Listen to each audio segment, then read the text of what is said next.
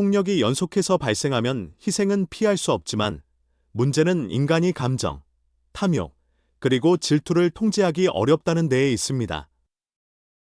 자기 것이 아닌 것에 익숙해지는 것은 큰 대가를 치를 수 있으며 때로는 목숨까지 잃을 수 있습니다. 오클라호마주 털사, 오후 1시 27분. 경찰서에 긴급 전화가 울렸고 전화를 건 사람은 두려움에 떨고 있는 듯한 한 여성입니다. 여기 누군가가 여러 발의 총에 맞았어요.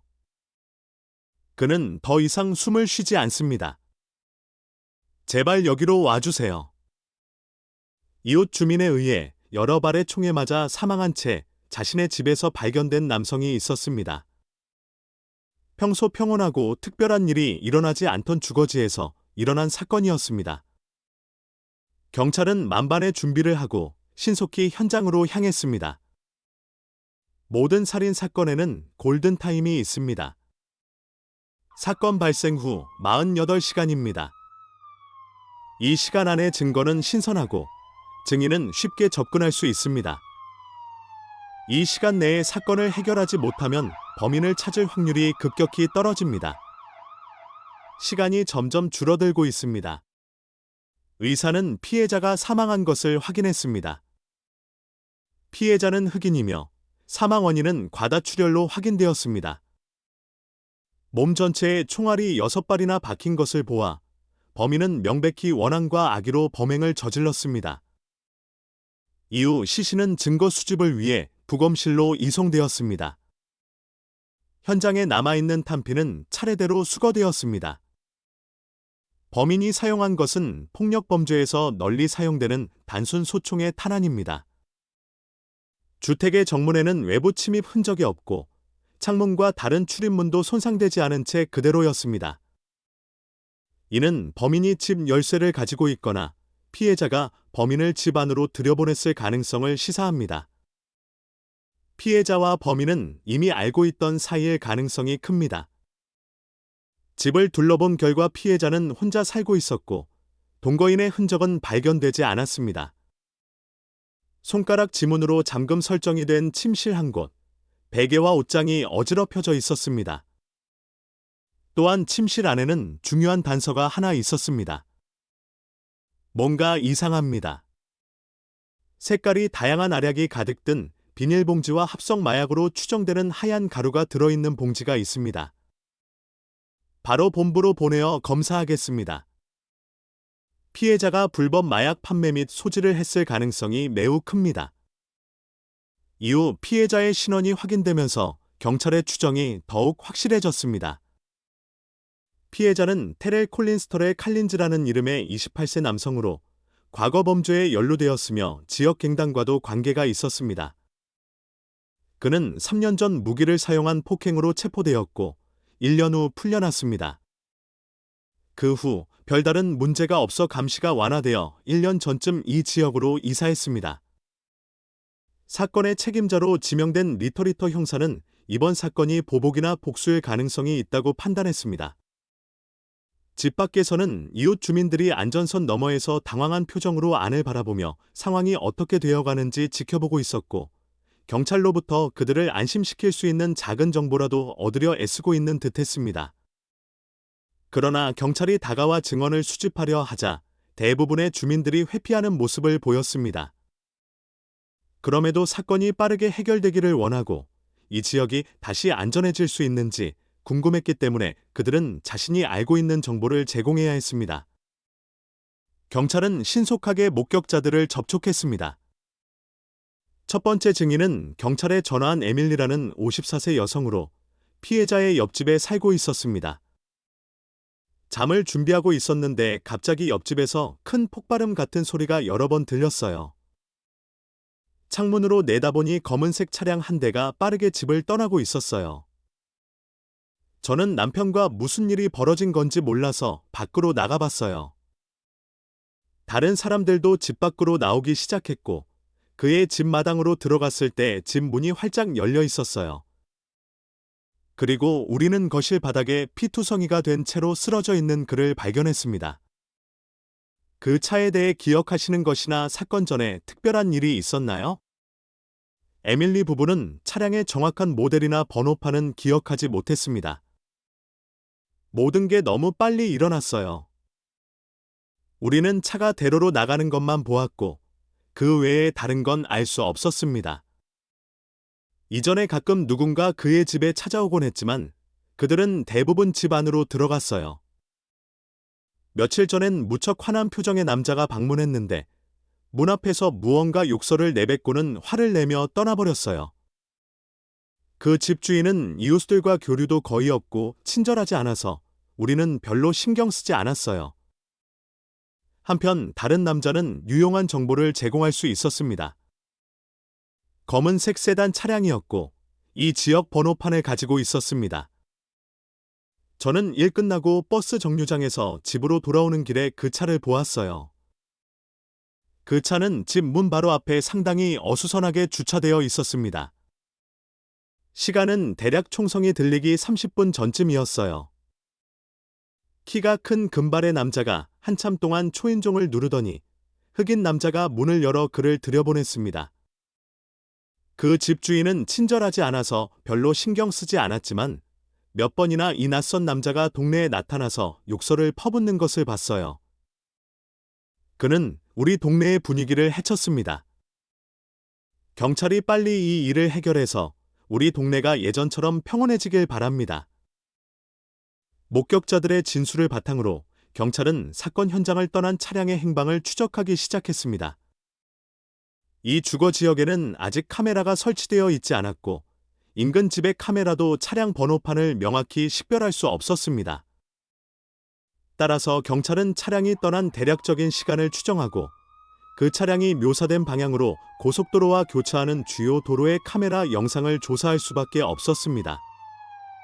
하지만 이 과정은 여러 갈래로 나뉘는 도로들 때문에 쉽지 않았습니다. 기술팀은 여러 갈래의 길목에서 촬영된 영상을 분석하는 데 총력을 기울였습니다. 동시에 경찰은 피해자의 연락처 정보와 관계를 조사하기 시작했습니다. 그는 많은 전화번호를 가지고 있었으나 대부분 이름이 저장되어 있지 않았습니다. 몇몇 번호는 차단 목록에 있었고 그중 하나는 차단되기 전까지 그에게 여러 번 연락을 시도했으나 모든 전화가 무시되었습니다. 메시지 기록은 완전히 삭제된 상태였는데 이는 불법 거래 정보를 지우거나 다른 장치로 백업한 후 삭제했을 가능성이 컸습니다. 그는 예전에 체포되었을 때 전화기를 검사당한 적이 있었기 때문에 이번에는 증거를 교묘하게 삭제한 것으로 보였습니다. 그러나 이로 인해 자신을 살해한 자가 용의선상에서 벗어날 수 있게 도와준 셈이 되었습니다. 피해자의 신용 기록을 통해 경찰은 그가 이 지역의 한 유흥 장소에 자주 다녔음을 확인했습니다. 이틀 전, 그는 비정상적으로 큰 금액을 사용했습니다. 우리는 즉시 이 장소로 가야 합니다. 뭔가 추가적인 단서가 있을 수 있습니다. 경찰은 현장에 즉시 도착했고 그 장소는 동네의 한 술집이었습니다. 종업원은 바로 테레를 알아보았습니다. 그는 여기 단골입니다. 이틀 전에 와서 처음으로 큰 돈을 썼습니다. 몇몇 사람들이 그를 도발했고 그는 그들 몫까지 지불하고 떠났어요. 그때가 대략 저녁 10시쯤이었습니다. 술집 카메라를 통해 그날 저녁 테렐의 모습이 명확히 녹화되었습니다. 리터 형사는 영상을 여러 번 확인하며 수상한 점을 발견했습니다. 테렐이 술집을 떠나자마자 한 남성이 즉시 그를 뒤따라갔습니다. 이 사람을 알아보시겠습니까? 아니요. 그는 처음 온 것 같았고 특별히 기억에 남는 인상은 없습니다. 동시에 조사팀은 지역 교통 카메라를 통해 차량 번호판을 확인했습니다. 차량 번호판은 다넬 젠킨스 다운엘 젠킨즈라는 남성에게 등록되어 있었으며 그는 폭력 전과가 있는 지역 갱단 멤버로 알려져 있습니다. 이는 피해자가 얽혀있던 갈등과 일치하는 정보였습니다. 리터 형사는 즉시 젠킨스를 체포하여 신문할 것을 명령했습니다. 그의 거주지와 연락처가 신속하게 파악되었습니다. 그는 도시 동쪽에 있는 작은 임대주택에 혼자 살고 있었으며 실업급여 수령자로 신고되어 있었습니다. 특수기동대는 집을 비밀리에 감시하는 임무를 받았습니다. 그 차량이 집 앞에 주차되어 있는 것을 발견했습니다. 바로 사건 현장에서 목격된 그 차량입니다. 집의 커다란 검은 유리창은 안쪽에서 외부가 잘 보이도록 되어 있는 것 같습니다. 모든 작전을 신중하게 진행해야 합니다. 용의자는 5분 전 집 안으로 들어가는 것이 목격되었고 여전히 집 안에 있습니다. 즉시 포위의 체포를 진행합니다. 다넬은 소파에 길게 누워 휴대폰을 만지작거리며 커다란 창문을 통해 바깥을 내다보고 있었습니다. 경찰은 이미 포지션을 잡았으나 그의 시야에 외부 상황이 잘 보일 수 있었습니다. 그는 갑자기 공포에 휩싸여 허리띠에 꽂혀 있던 총을 찾기 시작했고 급히 차고로 통하는 문을 열었습니다. 모두 준비. 작전 개시.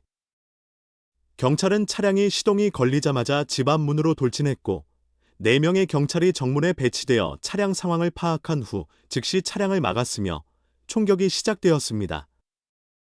경찰은 타이어를 겨냥해 쏘면서 타이어가 터졌지만 그는 여전히 차량을 운전하여 경찰에게 돌진하려 했고 그의 다른 손에는 이미 총이 준비되어 있었습니다.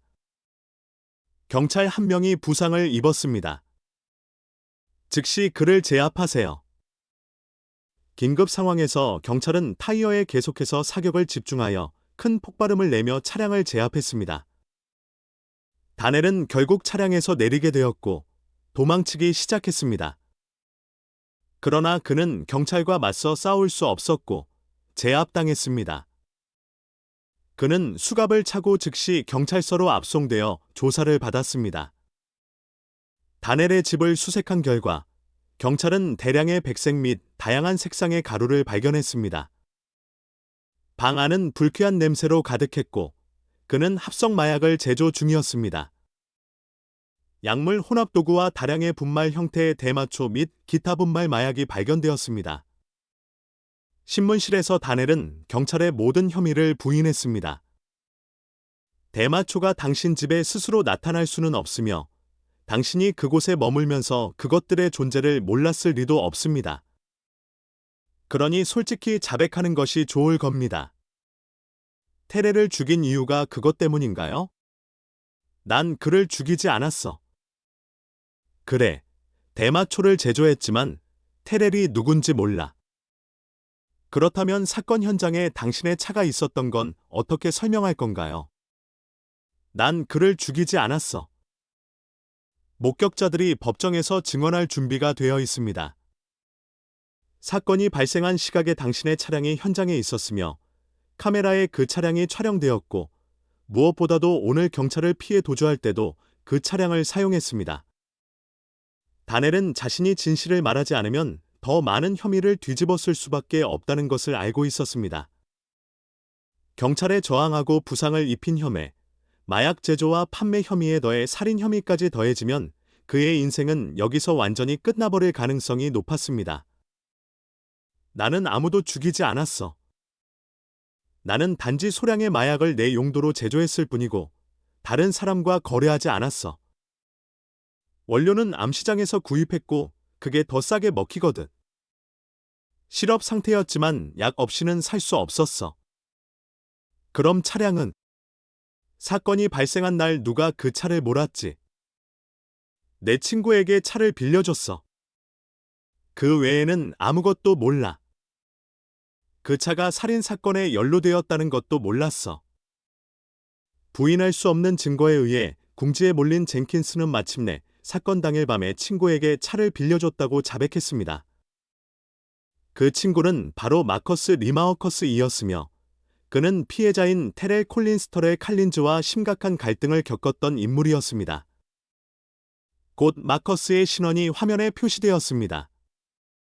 그는 전과 기록이 없는 인물이었습니다. 한편 다넬이 제조한 마약은 피해자 집에서 발견된 마약과 일치했으며 이는 그가 불법 마약 거래에 가담했음을 시사했습니다. 그가 저지른 범죄에서 벗어날 길은 없었습니다. 마커스에 대한 정보가 곧 확인되었고 그의 사진이 컴퓨터 화면에 나타나자 탐정 리턴은 그가 이틀 전 테렐이 살해되기 전날 밤 바에서 테렐을 뒤따라간 남성과 동일 인물임을 즉시 알아챘습니다. 즉각적으로 마커스에 대한 체포 영장이 발부되었고 수사팀은 수사를 개시했습니다. 그는 무기를 소지한 범죄자였고 아내와 두 어린 자녀를 포함한 4명의 가족과 함께 살고 있었습니다. 부인과 아이들을 주의해서 다루세요. 작전을 방해하지 않도록 그들이 집에 없을 때 작전을 진행할 수 있도록 정보를 수집해야 합니다. 이에 따라 한 경찰팀이 민간인으로 위장하여 접근했고 다른 팀은 집 주변에서 경계를 서고 있었습니다. 초인종이 울리자 마커스의 아내가 문을 열었고 두 아이가 집에 들어와 있었습니다. 경찰은 즉시 집 안으로 들어갔고 아이들은 두려움에 크게 울었으며 아내는 떨리는 목소리로 침착함을 유지하려 애썼습니다. 마커스는 여기 없어요. 그는 어젯밤 옷과 물건을 챙겨 나갔고 어디 있는지 모릅니다. 아내의 말을 듣고도 경찰은 지시대로 집 전체를 수색했습니다. 보고합니다. 집안에서 용의자를 찾지 못했으며 마약이나 다른 무기도 발견되지 않았습니다. 마커스는 이미 도주한 것으로 확인되었습니다. 그가 어디에 있을지 짐작 가는 곳이 있나요? 모르겠어요. 바, 야시장, 혹은 그와 어울리는 불량 친구 집일지도 몰라요. 그는 어디로 가는지 말하지 않았어요. 집안에 마커스가 숨을 곳이 없다는 것이 확실해지자 경찰은 철수하기 시작했습니다. 탐정 리턴은 아내와 아이들과 함께 앉아 아내의 휴대전화를 빌려 마커스에게 전화를 걸어보았습니다. 하지만 전화는 한 번 울리더니 바로 끊겼습니다. 의심스러운 상황에서 리턴은 아내에게 전화기를 돌려주고 자리를 떠났습니다. 집을 계속 주시하세요. 그가 다시 돌아오거나 아내에게 연락할 가능성이 큽니다. 그의 신용카드 사용 내역과 주변 CCTV 영상을 조사해 도주 경로를 확인해야 합니다. 그들이 함께 찍은 사진들은 두 사람이 행복해 보였고 경찰이 들이닥쳤을 때 아내는 떨고 있었지만 전혀 놀라지 않은 모습이었습니다. 마치 마음의 준비가 되어 있었던 것처럼 보였습니다. 이런 경우 아내는 남편이 무슨 일이 일어났는지 알고 있으며 여전히 연락을 유지하고 있을 가능성이 큽니다. 그가 전화를 받지 않은 이유는 다른 이유일 수도 있지만 아마도 전화를 건 사람이 아내가 아니거나 경찰이 아직 철수하지 않았다는 사실을 알고 있기 때문일 가능성이 높습니다. 그들의 자녀 중 한 명은 이제 막 2달이 넘었으니 마커스가 멀리 가지 않고 근처에 머물 가능성도 큽니다. 경찰은 집과 마커스의 아내를 감시하기 위해 한 팀을 남겨두었고 동시에 용의자의 신용 기록을 통해 사건이 발생한 후 그가 많은 돈을 인출한 사실이 드러났습니다. 이는 그가 이 상황을 대비해 준비했음을 의미했습니다. 주변 CCTV와 이웃의 CCTV 자료도 수집되어 조사팀은 용의자의 도주 경로를 찾기 위해 자료를 면밀히 검토했습니다. 하루 가까이 수색을 한 끝에 마침내 영상에서 실마리가 포착되었습니다. 마커스는 사건 다음 날 저녁 배낭을 메고 집을 나서는 모습이 CCTV에 포착되었습니다. 다른 카메라에 따르면 그는 멀지 않은 곳에 위치한 호텔로 향했습니다. 여기다. 집 근처에 저렴한 호텔이네. 즉시 체포 작전을 시작하자. 조사팀은 호텔에 접근하여 프런트 데스크로부터 중요한 정보를 입수했습니다. 마커스는 실제로 집 근처에 머물고 있었습니다. 호텔 직원들은 방 번호를 알려주며 경찰을 그가 있는 방으로 안내했습니다. 마커스는 무장을 한 채 방에 들어온 룸서비스 직원을 마주했습니다. 경찰을 본 순간 그는 즉시 문을 닫으려 했지만 이미 늦은 상황이었습니다. 압도적인 경찰 병력과 호텔 5층이라는 위치로 인해 그는 더 이상 도망칠 곳이 없었습니다. 마커스는 총을 머리에 겨누며 경찰이 물러나지 않으면 바로 자살하겠다고 위협했습니다. 하지만 탐정 리턴은 그의 아내와 두 자녀에 대해 언급하며 설득하기 시작했습니다. 리터는 그가 겁에 질려 스스로 목숨을 끊거나 감옥에 가는 것에 대한 두려움은 이해하지만 그가 저지른 살인죄는 부인할 수 없는 사실이라고 말했습니다. 만약 그가 두려움으로 인해 자살을 선택하고 죄책감을 느끼지 않는다면 아무도 그를 용서하지 않을 것이며 실수에 대해 속죄할 기회조차 영원히 잃게 될 것입니다. 무책임한 행위는 아내와 아이들에게 더 큰 고통을 안겨줄 뿐이라는 말에 마커스는 결국 총을 내려놓고 항복했습니다. 경찰은 그를 체포하여 본부로 이송했습니다. 취조실에서 마커스는 자비를 바라는 마음으로 자신의 죄를 자백했습니다. 내가 그를 죽일 의도는 없었습니다. 그가 무기를 소지한 악명 높은 마약상인 줄 알았기에 방어를 위해 총을 준비했지만 감정을 조절하지 못했습니다. 그는 정말 불쾌한 사람이었어요. 제킨스와 그가 마약을 거래했고 저는 그들의 운반책이었습니다. 가끔은 다른 곳으로 마약을 전달하라는 부탁도 받았습니다. 회사를 잃고 가족을 부양해야 했지만 상황이 너무 어려웠습니다. 아내는 막 출산을 했고 저는 가족을 굶기고 싶지 않았습니다. 그래서 어쩔 수 없이 그 길로 들어섰습니다. 하지만 이후 테렐은 제게 대금을 지급하지 않았고 그가 많은 돈을 벌면서 밤낮으로 유흥을 즐기기 시작했습니다. 제가 그를 폭로하려 하자 그는 저를 죽이겠다고 위협했습니다. 저는 그를 위협할 수밖에 없었지만 결국 자제하지 못했습니다. 마커스의 자백으로 사건은 마무리되었으며 관련된 모든 범인은 법에 따라 처벌받았습니다. 테렐이 사회에 많은 해를 끼쳤더라도 누군가의 죄를 판단하고 처벌할 수 있는 권리는 오직 법에만 있습니다. 비록 마커스의 상황이 안타깝지만 그의 죄는 변하지 않습니다. 그는 사회에 해악을 끼친 자들을 돕고 스스로 한 생명을 빼앗은 죄인입니다. 이제 그의 아이들은 더 이상 아버지를 볼 수 없고 가족의 따뜻함을 누릴 수 없게 되었습니다. 아내는 남편이 평화로운 삶을 살기를 바랐겠지만 결국 남편이 법을 어긴 결과로 인해 비극을 맞이하게 되었습니다. 아내는 결국 남편에게 진심을 전할 수 있었습니다. 그녀는 남편을 여전히 사랑했으며 모든 사실을 알게 된 후에도 사랑을 품고 있었습니다. 하지만 만약 남편이 잘못된 길을 가기 전으로 되돌릴 수 있다면 조금 어려움을 겪더라도 남편이 누구에게도 죄를 묻지 않는 삶을 살기를 원했습니다. 이번 사건은 고통과 상실을 통해 얻어진 큰 교훈입니다. 정의를 위한 싸움은 끊임없이 이어지며 경찰의 임무는 계속될 것입니다. 악행은 언젠가 반드시 드러나고 모든 실수는 대가를 치러야 합니다.